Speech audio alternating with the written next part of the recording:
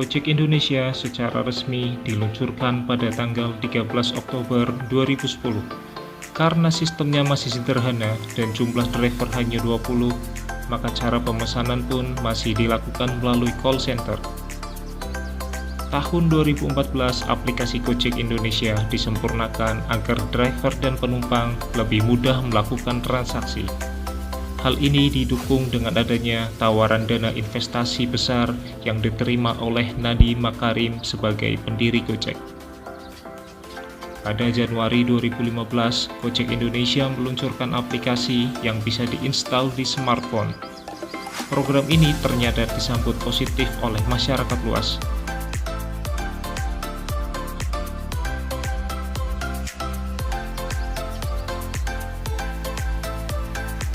Aplikasi inilah yang membuat Gojek semakin dikenal masyarakat luas.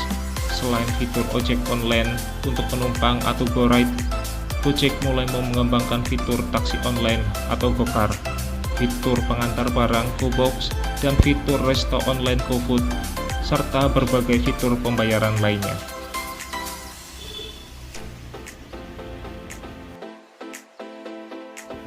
Dari profil perusahaan Gojek ini, saya menilai bahwa Gojek salah satu perusahaan yang memiliki nilai-nilai dasar berakhlak. Nilai dasar berakhlak yang dimiliki Gojek diantaranya adalah 1. Berorientasi pelayanan. Dibuktikan dengan Gojek mampu memenuhi kebutuhan pelanggannya, bukan hanya di kota besar, namun hingga sampai ke pelosok-pelosok desa dengan sistem pelayanan yang cepat, cekatan, dan dapat diandalkan. Yang kedua, akuntabel. Dengan sistem aplikasi yang dimiliki Gojek, kita dapat melihat besarnya biaya yang harus kita sebagai pelanggan keluarkan untuk mendapatkan pelayanan dari Gojek. Ini termasuk dalam nilai akuntabel. Yang ketiga, kompeten. Gojek selalu meningkatkan kompetensinya di bidang pelayanan. Ini bisa dilihat dari berbagai fitur baru yang dihadirkan untuk membantu pelanggannya mendapat pelayanan terbaik sesuai kebutuhan. Yang keempat, harmonis. Dengan tidak membeda-bedakan latar belakang setiap pelanggannya, Gojek dengan mudah diterima oleh semua kalangan masyarakat. Inilah yang menjadi nilai harmonis yang dimiliki Gojek. Yang kelima, loyal. Gojek tetap memberikan pelayanan di tengah masa pandemi.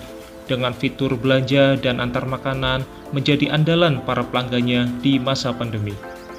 Yang keenam adalah adaptif. Perubahan zaman yang serba digital membuat Gojek terus berinovasi demi memenuhi setiap kebutuhan pelanggannya. Bukan hanya sekedar antar jemput penumpang. Sekarang Gojek sudah menghadirkan layanan belanja, antar makanan, hingga pembayaran digital. Yang ketujuh, kolaboratif. Gojek dan Tokopedia kini berkolaborasi demi memungkinkan pelaku usaha kecil untuk lebih mudah memahami transaksi secara digital. Dengan fitur yang lebih lengkap dan tersedia dalam satu ekosistem, tentunya teknologi Gojek dan Tokopedia akan membentuk super ekosistem bisnis digital yang menaungi jutaan UMKM di Indonesia.